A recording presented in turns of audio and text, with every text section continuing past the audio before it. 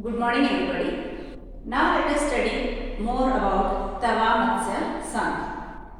Tava is a river which originates from the Mahadev hills of Chhindwara district in Madhya Pradesh, and then it enters into Baitul district, flows through Baitul district, and it joins Narmada in a place called Hoshangabad in Madhya Pradesh.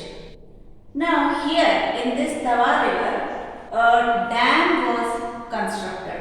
So the work of the dam started in the year 1958 and it continued up to 1978, and in the year 1978 the dam work was completed. Now when this dam was built, since it was built in a forested area, so a large number of forests or large number of trees in the forests were cut for building this dam, and many of the agricultural land of the tribal people living in these areas was taken away for the construction purpose.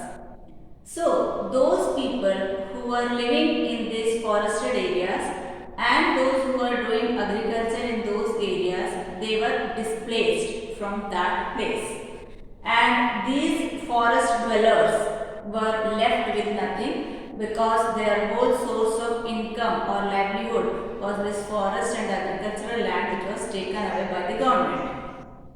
Now, this displaced people, now since they don't have any other source of livelihood, they were left with very meager pieces of land. So they used to earn their living through those meager pieces of land and by fishing in the reservoir.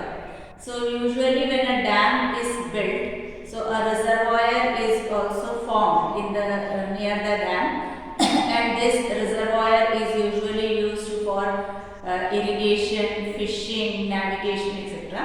So since this dam was having lot of fishes, so fishing was done by these people who were displaced from that reservoir. But even this fishing earned them a very little amount of money, and basically they were poor. Now in the year 1994, the government of Madhya Pradesh gave the right to fishing in this Tava reservoir to some private contractors. So giving the right to private contractors means now these village people were not allowed to do fishing from this Tava reservoir. Now this was the only source of income for them, and that too was given to the private contractors. Now the private contractors will never allow these village people to do fishing from there, because if all the fishes are taken away by the villagers, so then how these private contractors will earn profit.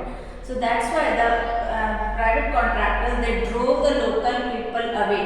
That means they said that the local people will not do, or the villagers will not do fishing from that Tava reservoir, and the contractors employed some other people for fishing, and they were given very less price, cheap laborers they brought from outside, and those laborers used to do fishing, and in that way the private contractors earned a lot of profit.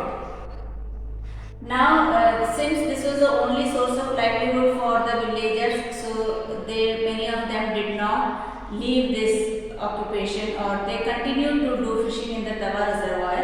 So these private contractors, they threatened them, and they those who did not those who were not ready to leave, they were threatened through the hoodlums. Hoodlums means usually we call as gunde. So they called these hoodlums, and they were threatened. The villagers were threatened to leave the place or not to do fishing in the reservoir. Now since it was affecting a whole village, so the whole village stood up together, and they decided that now something will have to be done to protect their rights. So they decided that it was time to form an organization and do something to protect their rights. So how they formed their organizations and what did they do as protest, that we will see in